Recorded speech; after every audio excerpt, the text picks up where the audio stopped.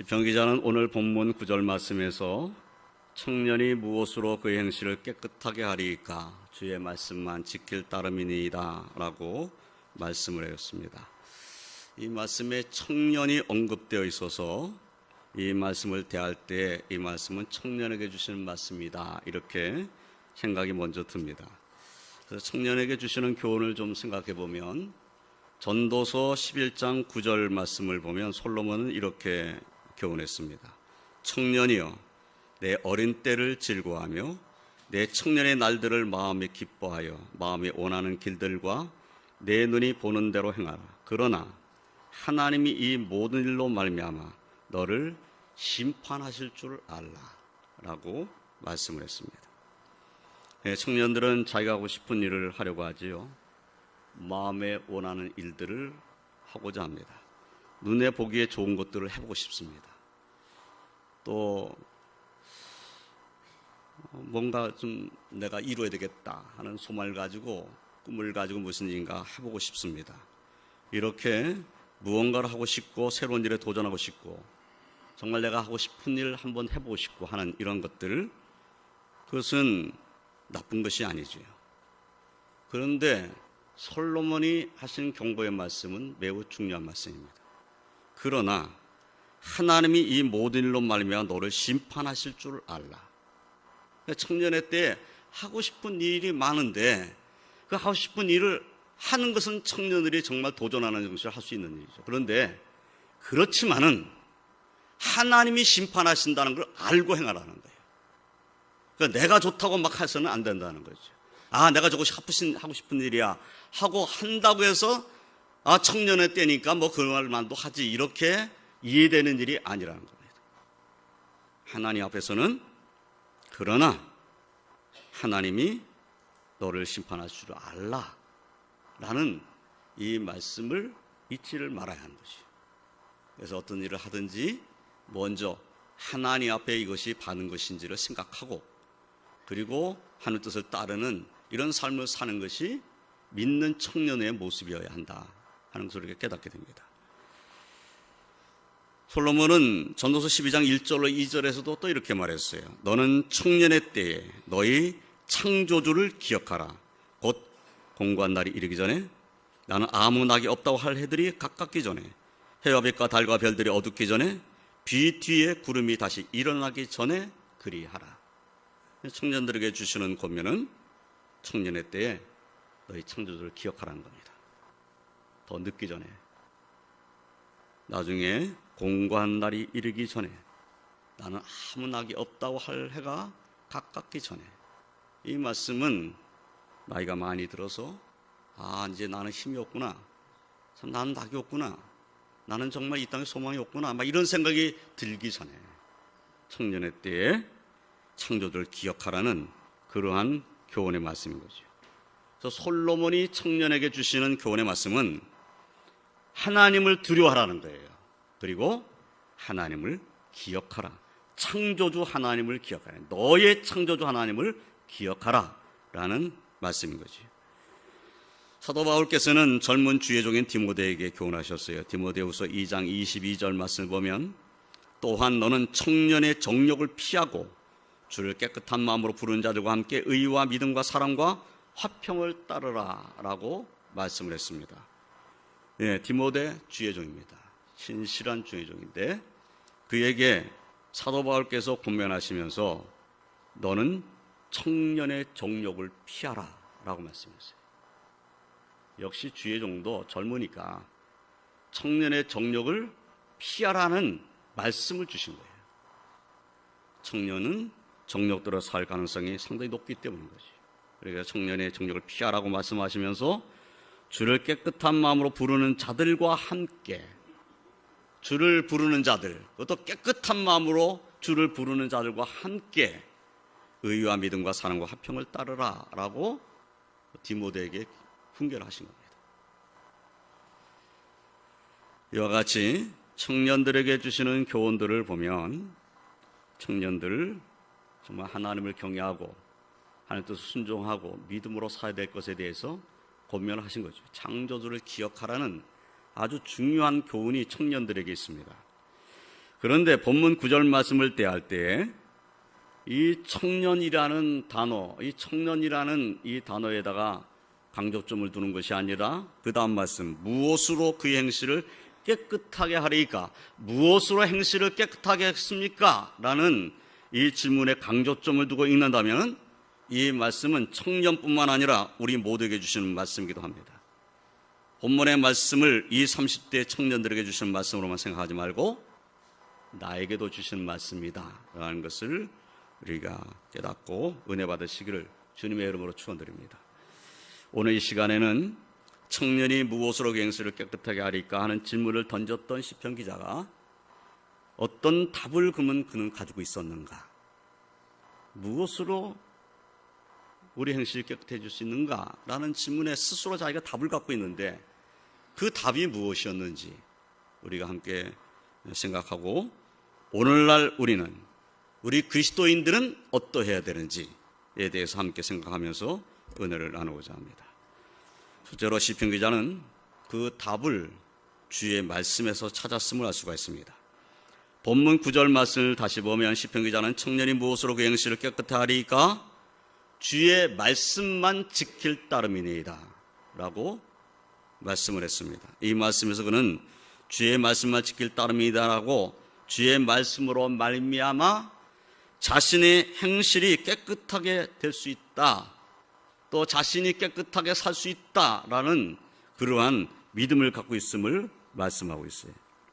본문 11절 말씀을 보면 11절에서도 내가 주께 범죄하지 아니하려 하여 주의 말씀을 내 마음에 두었나이다 라고 말씀했어요.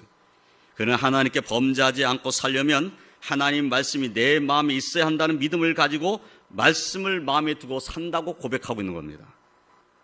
이 말씀에서 우리는 어찌하든지 하나님 말씀을 묵상하며 그 하나님의 뜻을 항상 마음에 두며 순종하여서 하나님께 범죄하지 않으려고 또 그런 범죄를 하지 않고 살겠노라고 그렇게 결심하고 있는 시편 기자의 모습을 볼 수가 있는 거죠. 마음에 결심을 하고 의지를 갖고 있어요. 나는 하나님 앞에 범죄 않고 살 거야 라는 마음의 의지와 결심이 있는 거예요. 그런데 그 범죄하지 않고 살려니까 내가 그럼 어떻게 해야 되지? 하나님 말씀을 내 속에 두고 살아야지, 이런 결심이 있는 거예요.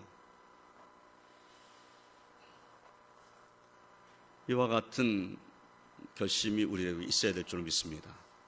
내가 정말 하나님 앞에 깨끗한 행실로 서기 위해서, 또 하나님 앞에 죄를 범하지 않는 자로 살기 위해서 나는 하나님의 말씀을 내 마음에 두고 사는 삶을 살아야 되겠다, 이런 의지와 결심이 우리에게도 있어야 되는 거지.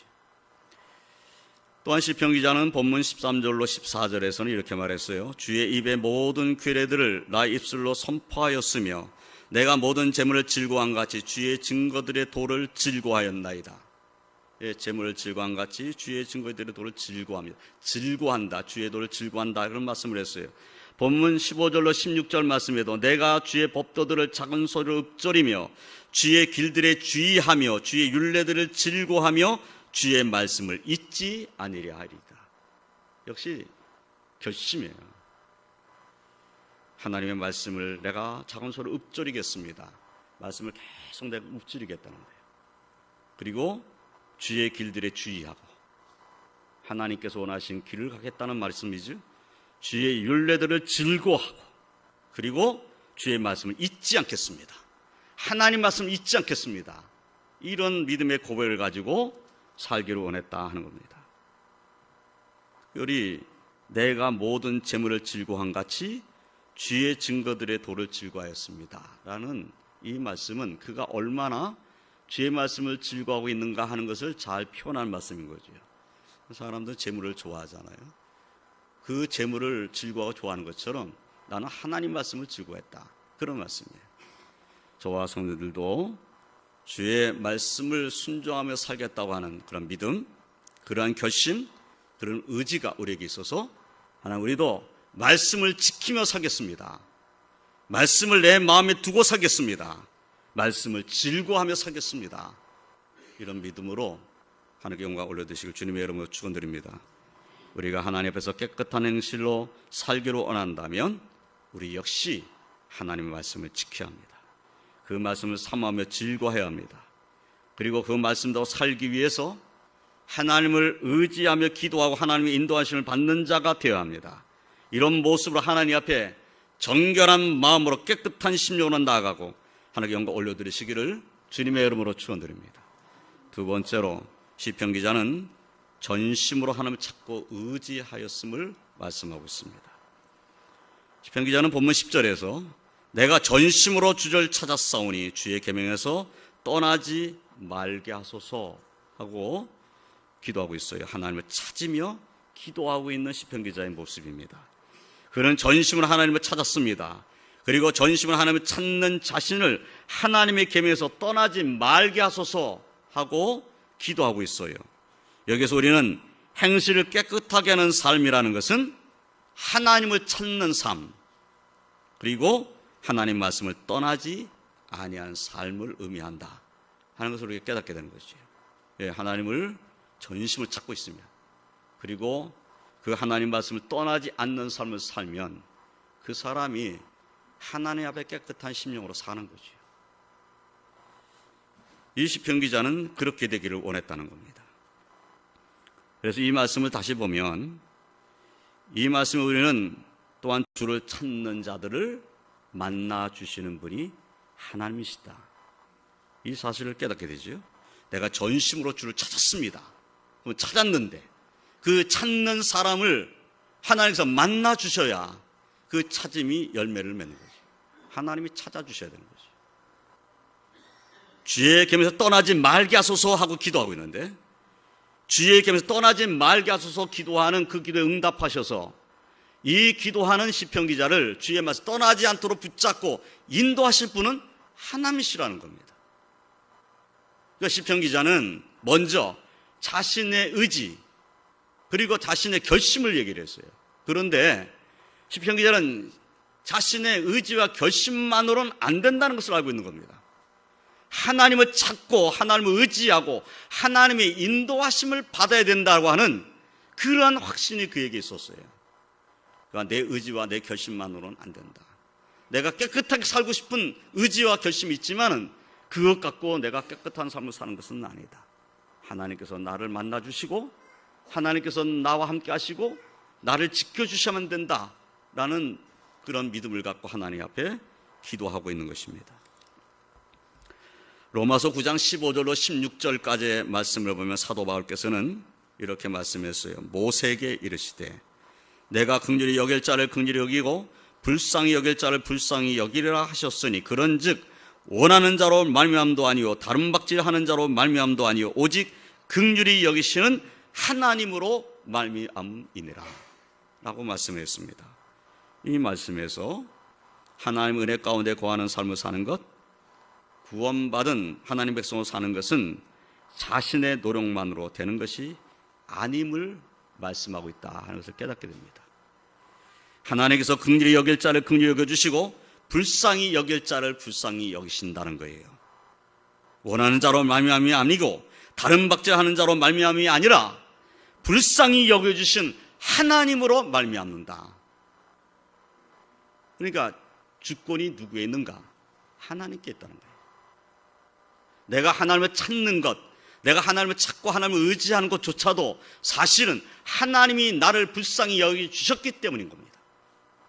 하나님이 나를 불쌍히 여겨주시고 나를 찾아주시고 은혜 베풀어 주셨기 때문에 오늘 우리도 하나님 앞에 나와서 하나님을 찾고 의지하고 기도하는 겁니다. 하나님의 은혜가 우리에게 없다면, 하나님이 나를 불쌍히 여겨주시고 우리를 만나주시지 않았다면 우리는 하나님을 찾지 않는 사람으로 사는 거예요. 우리가 하나님을 찾고 있다는 것은 이미 하나님 우리에게 은혜를 베풀어 주셨고 우리를 긍휼히 여기셨다는 증거입니다. 우리 시편 기자는 이렇게 말하고 있어요. 전심으로 내가 전심으로 주를 찾았사오니 주의 계명에서 떠나지 말게 하소서. 그러니까 이분은 이렇게 기도하는 거죠. 내가 하나님 전심을 찾고 있잖아요. 내가 하나님 전심을 찾고 있으니까 하나님 말씀에 나를 떠나지 말게 날 지켜주세요. 이렇게 기도하고 있는 것이죠. 그런데 조금 더 우리가 말씀을 생각해 보면 이렇게 전심으로 주를 찾는 것조차도 하나님의 은혜라는 거예요. 하나님의 은혜. 하나님의 은혜가 내게 있으므로 내가 하나님을 전심으로 찾고 있으니 하나님 나를 불쌍히 여겨주세요. 나를 다른 길로 가지 않게 해주세요. 나를 지켜주세요. 깨끗한 삶 살 수 있게 해주세요. 이렇게 기도하게 되는 것이지요. 사랑하는 성도 여러분, 저와 성도들도 하나님께서 우리를 긍휼히 여겨주시며 주의 말씀에 떠나지 아니하도록 지켜주시며 인도하여 주실 것을 확신하고 기도하고 주와 동행하며 정결하여 하나님께 영광 올려드리는 그런 복된 삶을 사시기를 주님의 이름으로 축원드립니다. 세 번째로, 우리 그리스도인들은 진정한 정결은 예수님으로 말미암는다는 확신을 가져야 합니다. 우리가 지금 읽은 말씀에서는 이 시편 기자의 답은 주의 말씀입니다. 하나님의 말씀으로 말미암아 내가 하나님 앞에 내 행실이 깨끗할 수 있다라는 믿음을 갖고 지금 하나님 앞에 기도하고 있는 것이잖아요. 그러면 신약 시대에 살고 있는 우리 그리스도인들은 어떤 믿음이어야 하는가? 사도 요한께서 요한복음 1장 14절에서 이렇게 말씀했어요. 말씀이 육신이 되어 우리 가운데 거하심에 우리가 그의 영광을 보니 아버지의 독생자의 영광이요 은혜와 진리가 충만하더라 라고 말씀했어요. 그러면 예수님이 어떤 분이시냐면 말씀이 육신이 되어서 이 땅에 오신 분이라는 겁니다. 하나님의 말씀이 육신이 돼가지고 이 땅에 오신 분, 그리고 그분이 어떤 분이시냐면 아버지의 독생자의 영광을 갖고 계신 분입니다. 예수님은 하나님의 아들이시라는 거예요. 우리는 말씀이 육신이 돼서 우리 가운데 거하시는 예수 그리스도, 하나님 아버지의 독생자이신 예수 그리스도로 말미암아 죄사함을 받았고 의롭다함을 받았고 구원을 받은 거룩한 하나님의 백성으로 이미 살고 있습니다. 그렇게 살게 되었습니다. 예수님으로 말미암아 내가 깨끗한 자가 되었다는 거예요. 사실 예수 그리스도로 말미암지 않았다면 우리는 깨끗한 자가 아닙니다. 우리는 죄 가운데 있는 죄인입니다. 죄덩어리입니다. 멸망받아 마땅하고 하나님 심판을 받아 마땅한 죄인입니다. 그런데 예수 그리스도로 말미암아 우리는 정결함을 입은 자가 되었어요. 다시 말해서 예수 그리스도로 말미암지 않고는 깨끗한 행실로 하나님께 나갈 수 있는 자가 사실은 없다는 겁니다. 이 사실을 우리 신약시대에 살고 있는 성도들은 깨달아야 되는 것이죠. 그래서 신약시대에 살고 있는 우리에게 있어서 보다 중요한 분은 누구신가? 말씀이 육신이 되신 예수 그리스도이십니다. 히브리서 1장 1절로 3절까지의 말씀을 보면 이렇게 말씀이 기록되어 있습니다. 옛적의 선지자를 통하여 여러 부분과 여러 모양으로 우리 조상들에게 말씀하신 하나님이 이 모든 날 마지막에는 아들을 통하여 우리에게 말씀하셨으니 이 아들을 만유의 상속자로 세우시고 또 그로 말미암아 모든 세계를 지으셨느니라. 이는 하나님의 영광의 광채시요 그 본체의 형상이시라. 그의 능력의 말씀으로 만물을 붙드시며 죄를 정결하게 하는 일을 하시고 높은 곳에 계신 지극하신 이의 우편에 앉으셨느니라. 예수님에 대해서 증거하시는 말씀이에요. 히브리서는 유대인들에게 보낸 편지입니다. 그 유대인들에게 보낸 편지에 지금 이렇게 말씀한 거예요. 옛적에는 선지자를 통해서 말씀하셨다. 그런데 이 마지막 때에는 누구를 통해서 말씀하셨는가? 하나님의 아들을 통해서 말씀하셨다. 그럼 누구 말씀이 더 귀한 겁니까? 하나님 말씀이 더 존귀하고 귀한 것이죠. 하나님의 아들의 말씀이 존귀한 거예요. 하나님의 아들의 말씀이 정말 하나님의 말씀인 것이죠. 그럼 하나님의 아들이 와서 말씀하셨으면 그 말씀은 믿고 받아들여야 합니다. 그런데 유대인들이 받아들이지 않는 거예요. 하나님의 아들이 와서 하나님의 아들이 그 말씀이 육신이 되신 하나님의 아들이 와서 말씀하고 있는데 그 말씀을 유대인들이 믿지를 않아요. 예수님께서 요한복음 5장 38절로 42절에 이렇게 말씀했습니다. 유대인들에게 하신 말씀이에요. 그 말씀이 너희 속에 거하지 아니하니. 말씀이 유대인들 마음속에 거하지 않는다는 거예요. 이는 그가 보내신 이를 믿지 아니함이라. 하나님께서 보내신 자를 믿지 않는 그 모습을 보니 말씀이 너희 속에 있지 않다. 그런 말씀인 거죠. 너희가 성경에서 영생을 얻는 줄 생각하고 성경을 연구하거니와 이 성경이 곧 내게 대하여 증언하는 것이니라. 말씀을 연구해요. 유대인들만큼 말씀 연구하는 사람이 없습니다. 바리새인만큼 성경을 철저히 공부하는 사람도 없습니다. 그런데 그렇게 성경을 연구하고 성경을 잘한다고 그러는데 그 성경이 증언한 바로 그분 하나님의 아들 메시아가 이 땅에 오셨는데 말씀을 연구한 사람이 그 메시아를 영접하지를 않는 거예요. 말씀 연구가 잘못된 거죠. 말씀 아무리 연구하면 뭐 하겠어요. 지금 내 눈앞에 있는 하나님의 아들을 믿지를 않는데 말씀을 이렇게 열심히 연구했는데 지금 예수님께서 하시는 말씀을 들을지를 몰라요. 그 말씀을 마음에 두지를 않아요. 그래서 예수님께서 계속 뭐라고 말씀하시냐면 이렇게 말씀하고 있어요. 그러나 너희가 영생을 얻기 위하여 내게 오기를 원하지 아니하는도다. 영생을 얻으려면 예수를 믿어야 되잖아요. 하나님 말씀이 그것을 말씀하고 있어요. 그런데 유대인들은 성경을 연구하면 성경에서 영생을 얻는 줄 생각한 거예요. 근데 영생을 얻으려면 예수님을 믿어야 된다는 거예요. 하나님께서 보내신 메시아를 믿어야 영생을 얻는 거예요. 연구는 열심히 했지만 성경을 통해서 영생을 얻는 줄만 착각을 한 거예요. 예수를 믿어야 영생을 얻는다는 사실을 몰랐다는 거예요.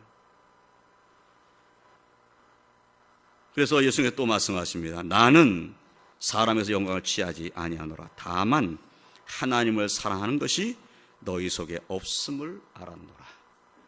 말씀은 연구했는데 말씀은 많이 연구했는데 그 말씀을 마음에 두지를 않았어요.